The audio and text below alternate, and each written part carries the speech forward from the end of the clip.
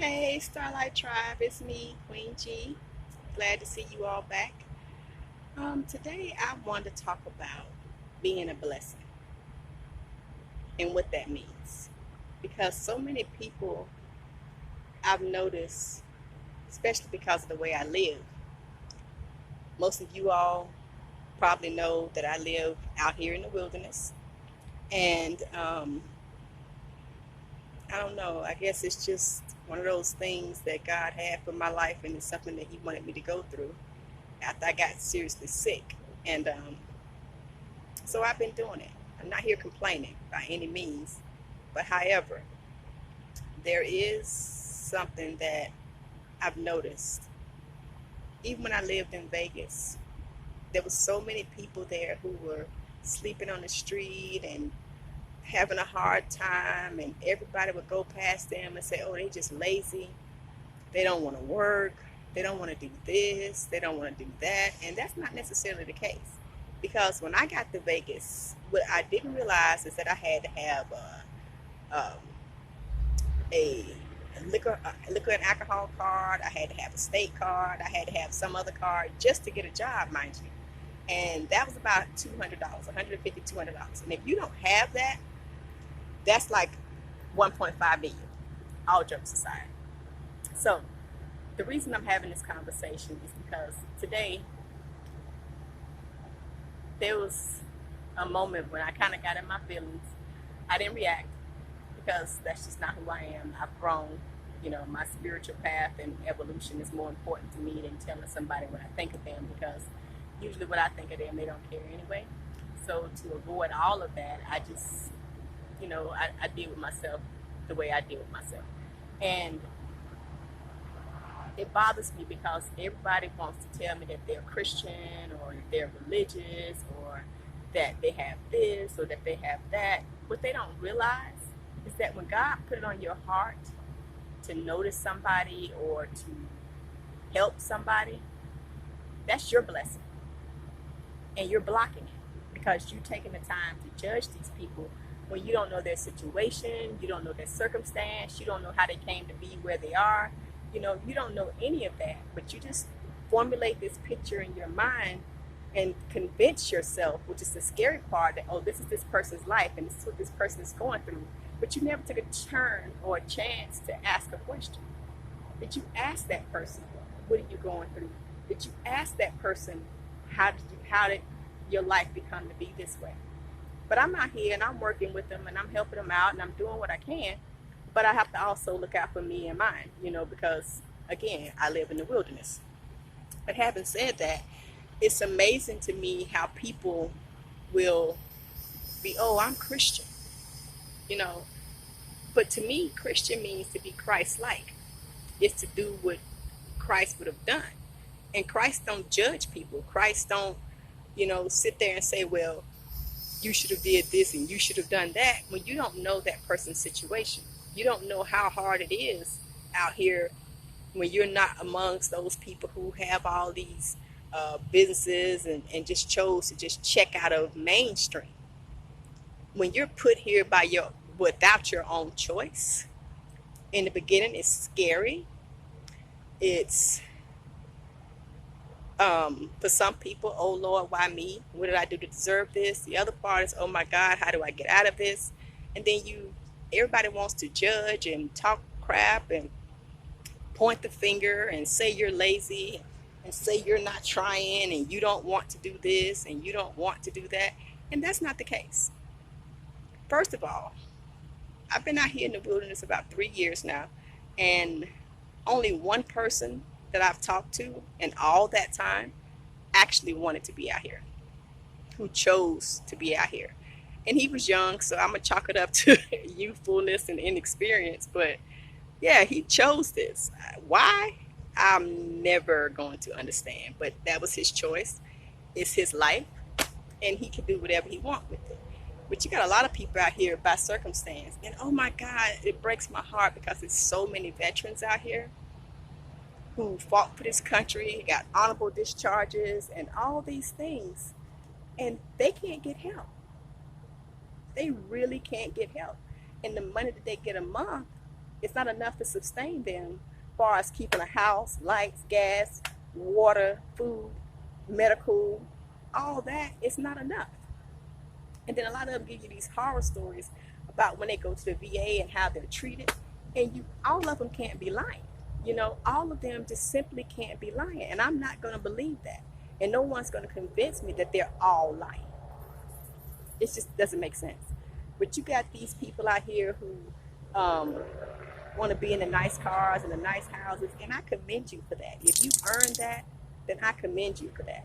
But if you're out here judging somebody, it's just one thing I want you to think about, because you don't know when that next card is going to drop. I can tell you from personal experience, you're only one sickness, one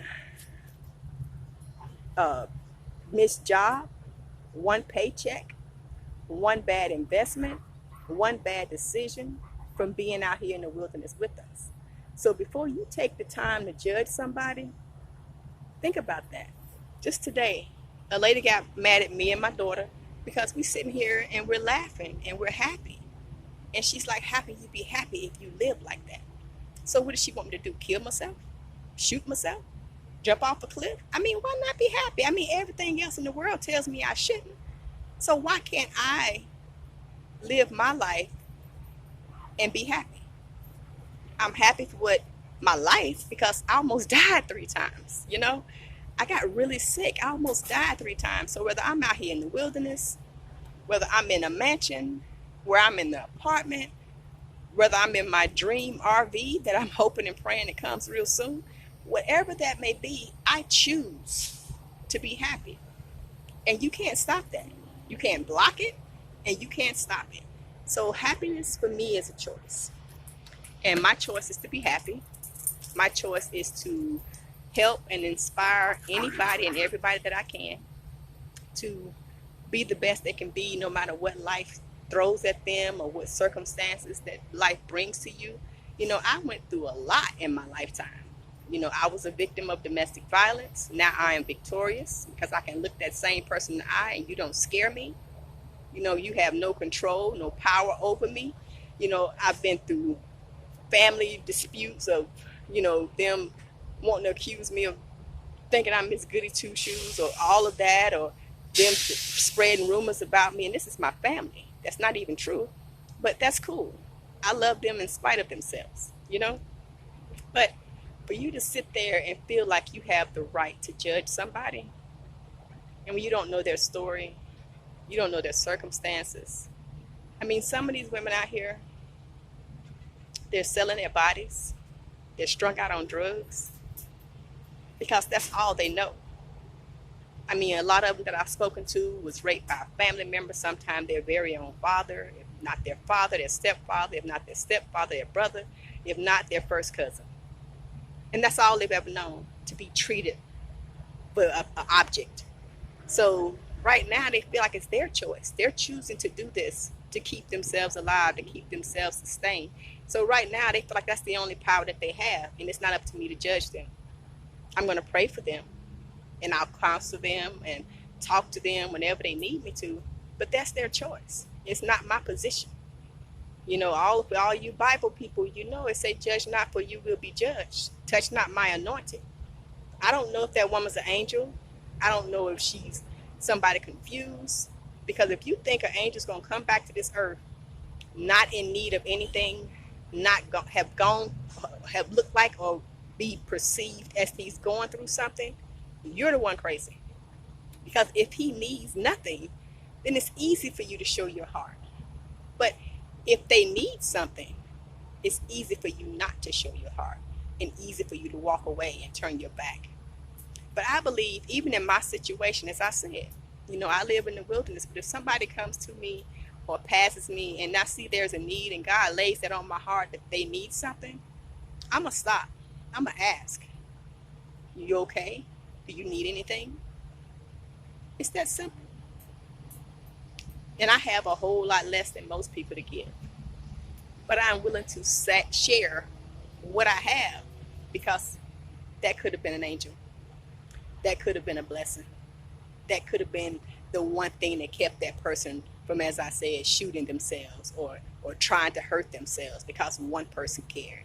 A smile will go a long way, guys. A hello, how you doing, will go a long way. Are you okay? That goes a long way.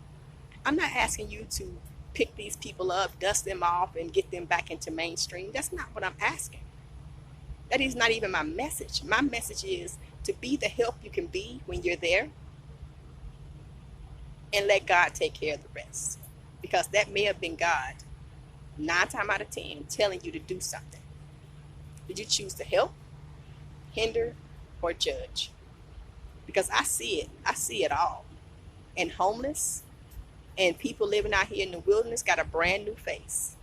They're not all dirty. They're not all scruffy. They're not all living in the woods. They're not all walking the streets. They're not all panhandling. That's not them. Because they know who they are and they know whose they are. And they know that this too shall pass. A lot of these people are not looking for a handout. They're looking for a help up, a meal for that day, or maybe a job recommendation, or somewhere that you know that they can get a job without an address. Because that's a real issue. If you don't have an address, nobody wants to hire you. Nobody wants to hire you. So if you don't have an address, you can't get a job. How are you then lazy? How are you then a bum? How are you then don't want to work when you're doing everything you can to get that life back that you once had? But the one thing that you don't have is an address. Exactly. It's difficult. And don't judge these people. Pray for these people. Love on these people.